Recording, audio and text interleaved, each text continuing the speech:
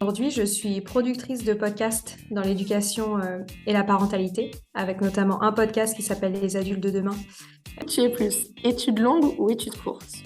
Je vais dire études longues parce que j'adore étudier, j'adore apprendre et d'ailleurs j'ai repris mes études en histoire de l'art récemment. Donc clairement, je pense que je fais partie de la team études longues. Horaire fixe ou horaire flexible? Horaire flexible, j'aime la liberté. Plutôt travailler en costume tailleur ou en jean basket? En jean basket, j'ai pas de tailleur. Plutôt travailler seul ou en équipe? L'équipe, c'est quand même plus sympa d'échanger avec les gens. Travailler dans une petite start-up ou dans une grosse boîte? J'ai le droit de répondre aucun des deux parce que moi j'ai envie d'être à mon compte, mais sinon je pense que j'aime bien les petits effectifs, donc je vais dire start-up. Plutôt lève-tôt ou couche-tard? Lève tôt, j'adore le matin. Plutôt travailler de chez soi ou de son bureau? Travailler de chez moi.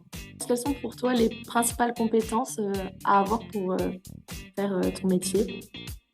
Alors pour être podcasteur, et moi dans mon cas je fais des interviews, donc je pense que le point hyper important c'est la capacité d'écoute. On interviewe des personnes et il faut être capable de rebondir, de s'adapter à leurs propos et de faire preuve d'empathie sur leur récit. Donc je dirais la capacité d'écoute, la curiosité évidemment parce que c'est moi qui suis en charge de la ligne éditoriale du podcast. Donc ça veut dire que je dois toujours trouver de nouvelles idées de thèmes, de participants. Et donc ça veut dire aimer passer du temps sur Internet, dans les librairies, même dans la presse, pour voir un peu tout ce qui est nouveau.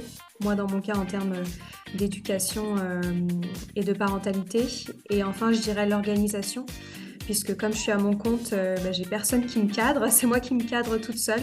Et c'est vrai que ça peut être tentant de repousser certains projets, de prioriser différemment, parce que parfois ça nous demande de pas mal sortir de notre zone de confort. Et donc je trouve que ça demande quand même une structure et une rigueur dans l'organisation de son travail au quotidien.